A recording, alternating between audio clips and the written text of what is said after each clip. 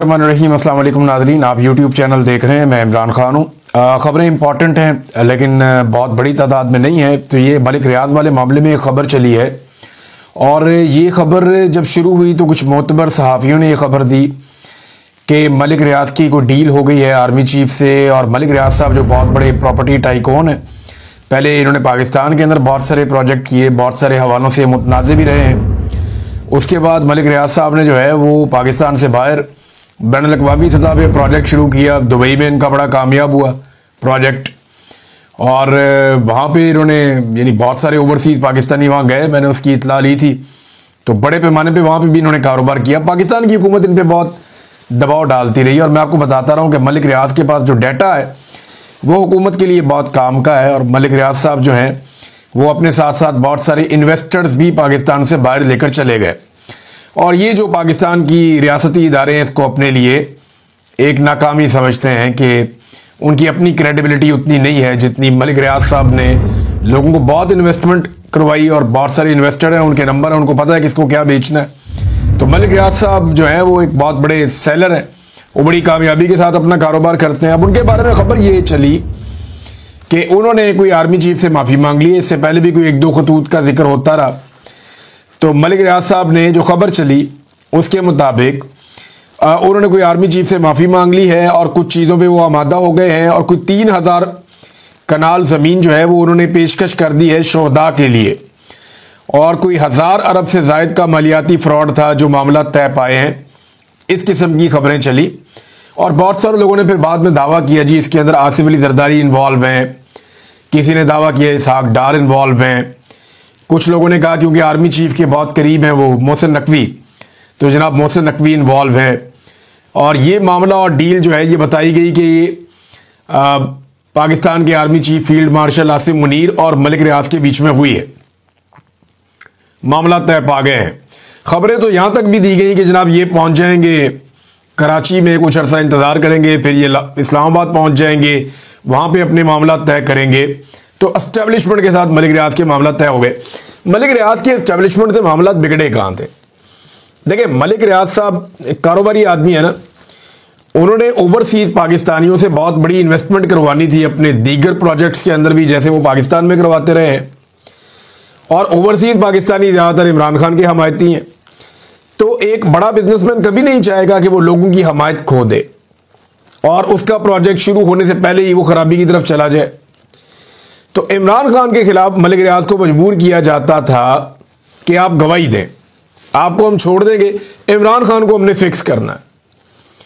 तो ये जो है वो मलिक रियाज साहब ने इनकार कर दिया था। उस वक्त उन्होंने बड़े सख्त ट्वीट भी लिखे थे कि मैं ये नहीं करूंगा, मेरा बड़ा रिकॉर्ड है। वो बताते हैं कि वो मुहिब्बे वतन है लेकिन वो कंप्रोमाइज़ नहीं करना चाहते, वो झूठ नहीं बोलना चाहते, झूठी गवाही नहीं देना चाहते। इस किस्म की बहुत सारी बातें मलिक रियाज साहब ने निजी महफिलों में भी की, वो ट्वीट भी करते रहे, बड़ा उन्होंने अपना अज़म शो किया। लेकिन अब इस वक्त जो दावे किए गए उनकी हकीकत क्या है, कुछ चीज़ें मैं आपके सामने रखता हूं। देखिए, एस्टेब्लिशमेंट खुल के तो इस पर सामने नहीं आई, लेकिन एस्टेब्लिशमेंट ने इसके बारे में बहुत सारे लोगों को पैगामात भी दिए। और जो एस्टेब्लिशमेंट के इंपॉर्टेंट लोग हैं उन्होंने बताया कि जनाब ऐसा नहीं हुआ। अब जो दावा एस्टेब्लिशमेंट की तरफ से आया है ना, वो पहले मैं आपको पढ़ के सुनाता हूं, फिर इसके ऊपर एनालिसिस मैं आपको दूंगा कि एक्चुअली मुझे क्या लगता है। मलिक रियाज को पाकिस्तान की अदालतों में बहुत सारे कानूनी मुकदमात का सामना है। एक तो वो ये कहते हैं, दूसरा वो ये कहते हैं कि अदालती समन की तामील ना करने पर मलिक रियाज को इश्तिहारी मुजरिम करार दिया जा चुका है और उन्हें रेड वारंट का सामना है। नंबर 3 वो ये कहते हैं कि धोखाधड़ी फरेबी सरगर्मियों की वजह से मलिक रियाज रियासत और पाकिस्तान के अवाम के अरबों रुपए के मकरूज हैं। नंबर 4 वो ये कहते हैं कि मलिक रियाज के मुकदमात कानूनी हैं और उनका तदारुक भी अदालतों के पास है। नंबर 5 जो मिलिट्री एस्टेब्लिशमेंट के जराए वो ये कहते हैं कि शोहदा फलाही स्कीम एक मुकद्दस जिम्मेदारी है जिसे रियासत, हुकूमत और इदारे अपने वसाइल से पूरा करते हैं या पूरा किया जाता है। ये जनाब जो मौक़िफ़ है उधर एस्टेब्लिशमेंट की जानिब से वो ये है। और ये भी फिर मीडिया पे मुख्तलिफ लोगों ने बताया कि जनाब अब वो डिनाई कर रही है एस्टेब्लिशमेंट या उनके सोर्सेज, वो ये कह रहे हैं कि कोई डील नहीं हो रही। देखिए ये जो चीज़ें बताई गई हैं इसमें मलिक रियाज को पाकिस्तान की अदालतों में मुतअद्दिद कानूनी मुकदमात का सामना है। शहबाज शरीफ को भी था, जरदारी को भी था, नवाज शरीफ को भी था। किधर गए मुकदमात? दूसरा, अदालत में जनाब मलिक रियाज साहब इश्तिहारी हैं, मुजरिम हैं। नवाज शरीफ इश्तिहारी थे। जब वो एयरपोर्ट पे पहुंचते हैं तो अदालती अमला पहुंच जाता है एयरपोर्ट पे, जनाब आप यहाँ पे अंगूठा लगाएं, फारग हैं, आप जाएं, जाके जलसा करें, कबूतर उड़ाएं, तो मियाँ साहब चले जाते हैं। यानी इसी तरह के हालात तो नवाज शरीफ के थे। अब क्या वाकई मलिक रियाज साहब की कोई डील होने जा रही है? ये खबर मैं आपको दूंगा, मैं अपने सोर्सेज से मजीद इसको कंफर्म करूंगा, मुझे एक आधा दिन और लगेगा। लेकिन एक बात मैं आपको बताऊं, अगर एस्टैब्लिशमेंट मलिक रियाज के साथ कोई डील करती है तो ये नवाज शरीफ से की गई डील से तो बेहतरी होगी। यानी नवाज शरीफ के साथ जब एस्टैब्लिशमेंट ने डील की तो उसमें बेइज्जती के अलावा और कुछ नहीं मिला। यानी वो खाया पिया कुछ नहीं, गिलास तोड़ा 12 ने, कुछ भी नहीं मिला। पाकिस्तान की मईशत का भी बेड़ा गर्क कर दिया, अपनी इज्जत का भी बेड़ा गर्क कर दिया, लोगों के अंदर नफरत भी पैदा कर दी, और टके की हुकूमत नहीं बनी, और आज तक डिलीवर भी नहीं कर पा रहे। समझ नहीं आ रही अब करें क्या। जबकि मलिक रियाज के साथ कोई डील करते हैं तो कुछ ना कुछ लाभ भी जाएगा। मलिक रियाज जो है वो खरबोपति आदमी है, उसके बाद इन्वेस्टमेंट है, इन्वेस्टर्स हैं, प्लान्स हैं, वो कुछ ना कुछ तो देगा ही ना। ऐसा तो नहीं है कि वो खाली हाथ रखेगा। दूसरा, मलिक रियाज अब उस तरह नहीं है कि आप जाएंगे और जाके यूं उठाकर ले आएंगे। मलिक रियाज जिस मुल्क में इन्वेस्टमेंट कर रहा है या वहाँ पे उनके कारोबार हैं तो वहाँ की हुकूमत के साथ भी उनके ताल्लुकात हैं, और मेरी इंफॉर्मेशन के मुताबिक मलिक रियाज के ताल्लुकात एक नहीं 2-3 हुकूमतों के साथ हैं। और अगर कोई डील हो रही है, फर्ज करें अगर कोई डील हो रही है, अव्वल तो ये डिनाई कर रही है एस्टेब्लिशमेंट कि डील नहीं हो रही, खबर निकल आएगी, पता चल जाएगा। लेकिन अगर तो कोई डील हो रही है तो फिर एक बात आप जहन में रखें कि इसमें फिर जो गारंटर है वो पाकिस्तान के अंदर नहीं हो सकता। ये जिन लोगों के नाम लिए जा रहे हैं ना, आसिफ जरदारी, तो मोहसिन नकवी, तो इसहाक डार, ये लोग कुछ नहीं बेचते। अगर मलिक रियाज का और फील्ड मार्शल के बीच में कोई गारंटर होगा तो वो कोई बाहर बड़ा आदमी होगा, पाकिस्तान के अंदर नहीं होगा। ये मैं आपको यकीन से इसलिए कह सकता हूं कि मैं इस कैपेसिटी को जानता हूं और मुझे आइडिया है कि कौन कहां डील करता है और कौन कहां से कंट्रोल होता है। बहरहाल कोई डील है या नहीं है, एक आधे दिन में चीजें क्लियर हो जाएगी। जो सहाफियों ने खबर दी वो तो अपनी खबर के ऊपर पक्के हैं, और उनमें कुछ ने ये भी दावे कर दिए या ऐसी बातें भी कर दी कि मलिक रियाज अब गवाही देंगे जी इमरान खान के खिलाफ। वो भी कह रहे हैं, दावे कर रहे हैं लोग कि जनाब जो गवाही उन्होंने नहीं दी वो अब गवाही दे सकते हैं इमरान खान के खिलाफ अपनी जान छुड़ाने के लिए एस्टेब्लिशमेंट से। तो क्या वाकई ऐसा हो सकता है? कुछ भी कहना अभी का भलस वक्त है। लेकिन आ जाए अगली खबर की तरफ। एक और बड़ी इंपॉर्टेंट खबर है और वो है फाटा वाला मामला। ये बहुत ही इंपॉर्टेंट है। इस मामले के ऊपर पाकिस्तान तहरीक इंसाफ ने एक प्रेस कॉन्फ्रेंस भी की है और सारी तफसीलात अवाम के सामने रखी हैं। पीटीआई के रहनुमा ने कहा कि हम वफाकी हुकूमत से मुतालबा करते हैं कि फाटा के लिए अमीर मुकाम की कन्वीनियरशिप में जो कमेटी बनाई गई है उसको तहलील कर दिया जाए। कमेटी बनाना वफाक की सूबे में दखल अंदाजी के मुतरादिफ है। मैंने डाटा आपको बताया था, 13 में से 11 सीटें एमपीएस की जो हैं वो फाटा में पीटीआई की हैं। ऐसा नहीं है, वो अभी इस खबर के अंदर मैंने देखा कि 17 में से 14 एमपीएस पीटीआई के हैं। तो ये तो बहुत बड़ी तादाद है, ये तो लगभग 85% से ज्यादा है। तो इतनी बड़ी तादाद में एक जमात की नुमाइंदगी है, 85% से ज्यादा एक सूबे में, तो आप उस जमात को दीवार के साथ कैसे लगा सकते हैं? आप ऐसा कर ही नहीं सकते। उस जमात को आप दीवार के साथ लगा ही नहीं सकते। वहां का फैसला तो वहां की जमात करेगी, वहां के लोग करेंगे। अब ये जो प्रेस कॉन्फ्रेंस हुई, पाकिस्तान तहरीक इंसाफ के सीनियर लोग इसमें मौजूद थे। उन्होंने कहा जनाब फाटा के आपने पैसे देने हैं, आप पैसे नहीं दे रहे, और फाटा के जो वसाइल हैं उन पे कब्जा करने की कोशिश की जा रही है। शाह फरमान ने भी ऐसे ही बातें की और इन्होंने सामने रखा मामला मादनियात वाला कि मादनियात पे कंट्रोल करने के लिए एस्टेब्लिशमेंट की एक चाल है और अब वो फाटा को काबू करना चाहते हैं।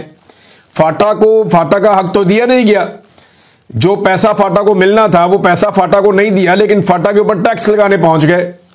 भाई टैक्स तो आप बाद में लगाते हैं ना, पहले तो आप वहां पे तामीर और तरक्की करते हैं।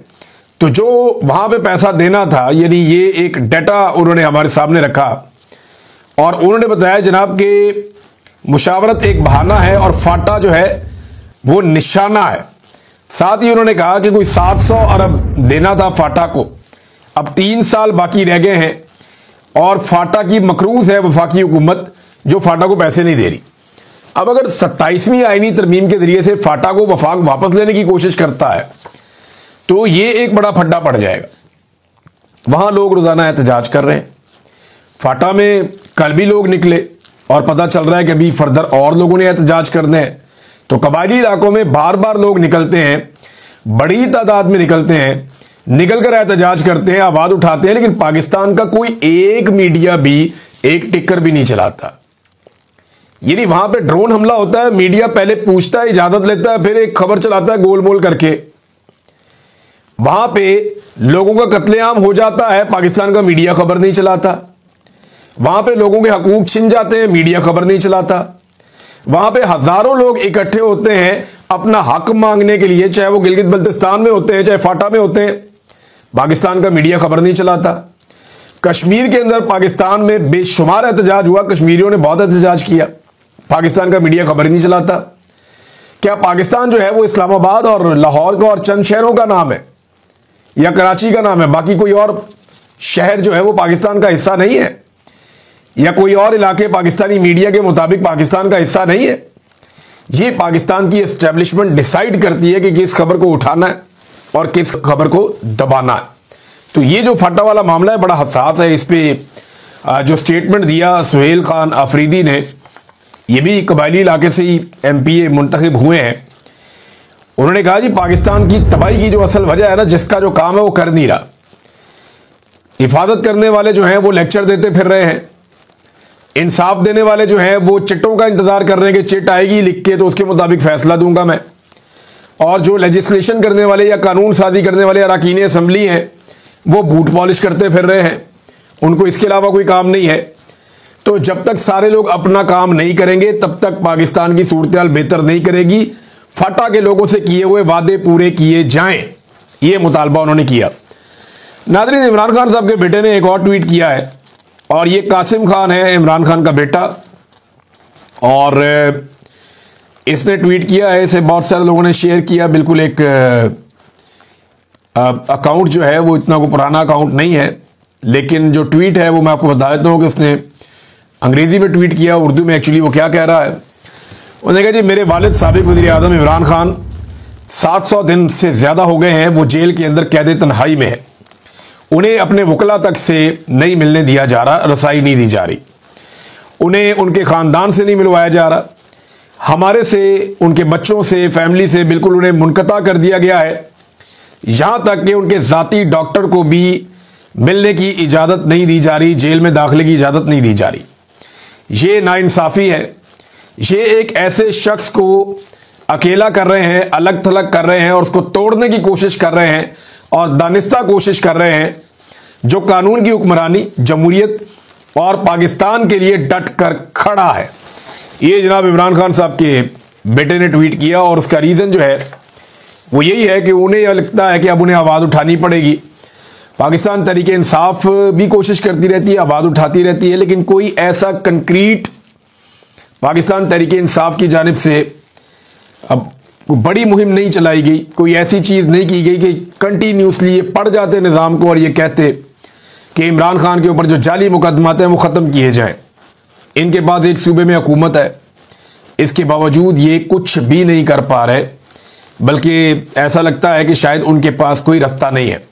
और रास्ता एक ही है नाज़रीन, कि पूरे पाकिस्तान को बाहर निकालने का बंदोबस्त करें। सारा का सारा पाकिस्तान तंग है। तहरीक इंसाफ को इमरान खान की क़यादत में, चाहे वो जेल में बैठे हैं, ये अनाउंस करना चाहिए कि सारा पाकिस्तान राशन इकट्ठा कर ले पहले, और जब राशन इकट्ठा हो जाए तो फिर पूरा पाकिस्तान बंद कर दें। और जो लोग राशन नहीं खरीद सकते, जो लोग खरीद सकते हैं, वो उनको भी लेकर दें।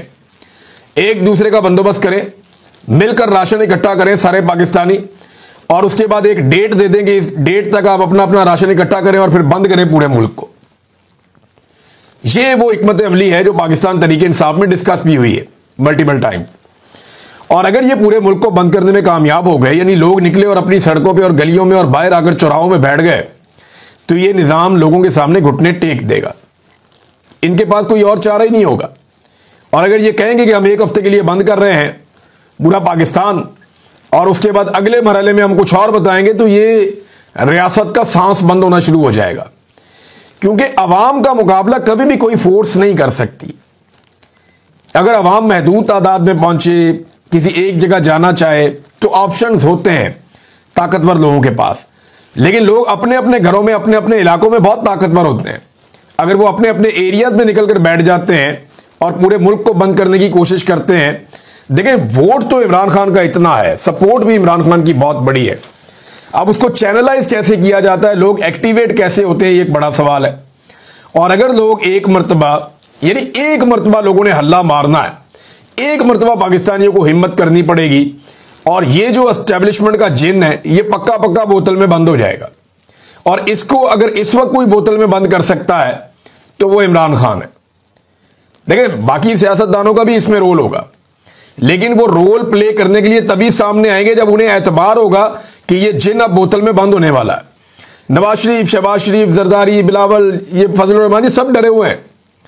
ये इमरान खान से भी डरते हैं, ये एस्टेब्लिशमेंट से भी डरते हैं। और ये तमाशा देख रहे हैं कि इनमें से जो जीतने लगेगा उसके साथ बात कर लेंगे हम। तो अभी तो एस्टेब्लिशमेंट का पलड़ा भारी है, तो ये सारे एस्टेब्लिशमेंट के साथ खड़े हैं। लेकिन जिस दिन अवाम निकल आई, ये इमरान खान से जाकर मिलेंगे और से कहेंगे बैठो बात करते हैं, हम आपके साथ मिलकर एस्टेब्लिशमेंट का जिन बोतल में बंद कर देते हैं, और एस्टेब्लिशमेंट उस दिन की लूजर होगी। तो ये सारे इंतजार कर रहे हैं। डिपेंड करता है पाकिस्तानी अवाम के ऊपर कि वो किस शिद्दत के साथ खड़ी होती है। नादरीन ने खबर चलवाई गई, बड़ी प्रमोशन वगैरह हुई मरियम नवाज के बेटे जुनैद सफदर साहब की। उनका एक चालान हुआ है।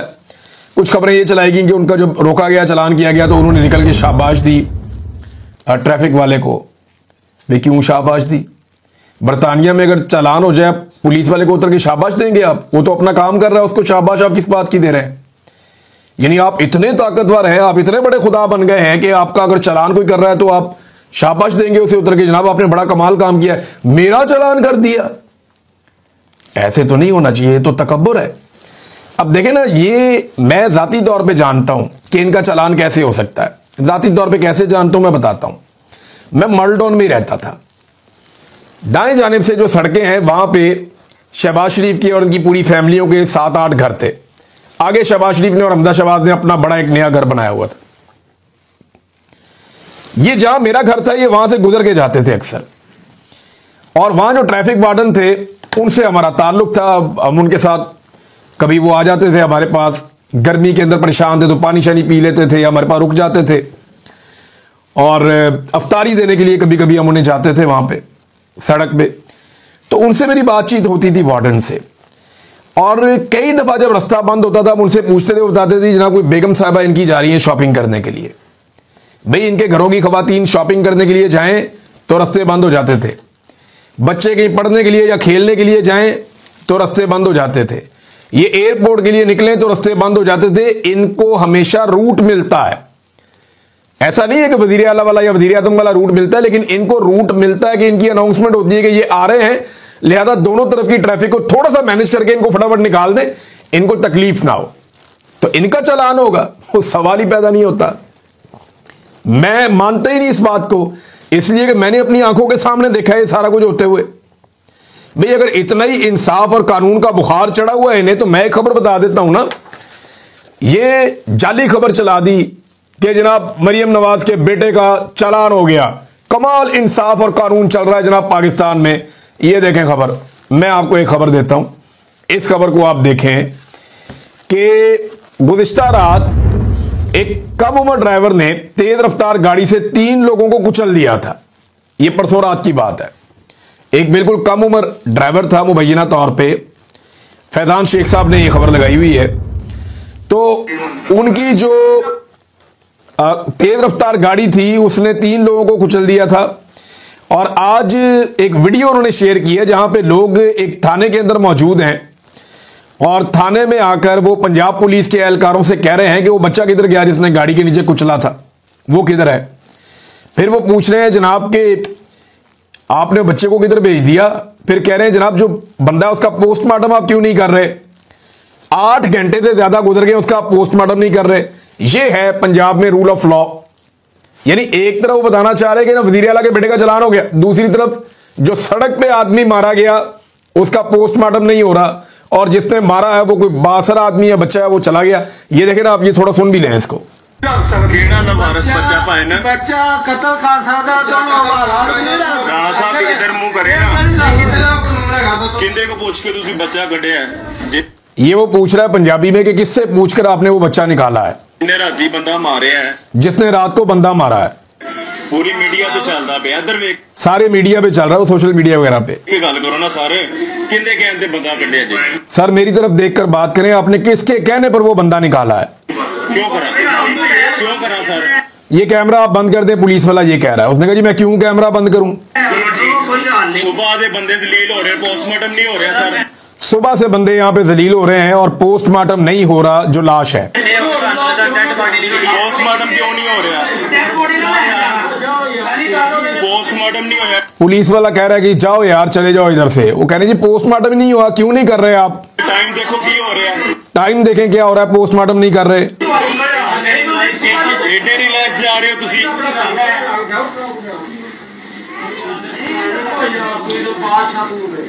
जनाब है देख सकते हो तुसी, Shahdara town police station Rafaqat साहब।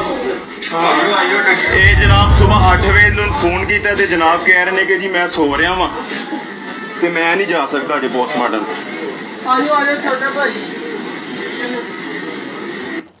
कह रहे हैं जी सुबह से इनसे राब्ते में, अब दोपहर का वक्त है, ये उधर वहां मौजूद थे और इनका पोस्टमार्टम नहीं हो रहा था। रूल ऑफ लॉ होता है तो फिर हर जगह पे होता है। ये ड्रामे जो है ना, ये करके आप, ये सस्ते ड्रामे, ये हल्की हल्की अदाकारी, यही शहबाज शरीफ की हमने देखी है, यही हमने इनकी बाकी सारियों की देखी है। आजकल हम बिलावल की भी देख रहे हैं, कभी वो बैग उठा के आ जाता है, कभी वो बहुत अजीब सी वॉक करता है, कभी हाथ के अंदर कोई कॉफ़ी का कप पकड़ के वो अजीब तरीके से वो आ जाते हैं। यानी मेरी समझ से बाहर सारे ही एक्टर इकट्ठे कर दिए पकड़ के, सारे अदाकार ला के बैठा दिए और लाके उनसे आप कह रहे हैं कि मुल्क चलाओ। इन अदाकारों ने मुल्क का बेड़ा गर्क करना है, मैं एस्टेब्लिशमेंट को ये बता रहा हूं। आप निकलें बीच में से, अवाम को फैसला करने दें कि अवाम ने किसको हक के हुक्मरानी देना है। वो इनको दे दे, बेशक ये चला लें, लेकिन अवाम को फैसला करने दें।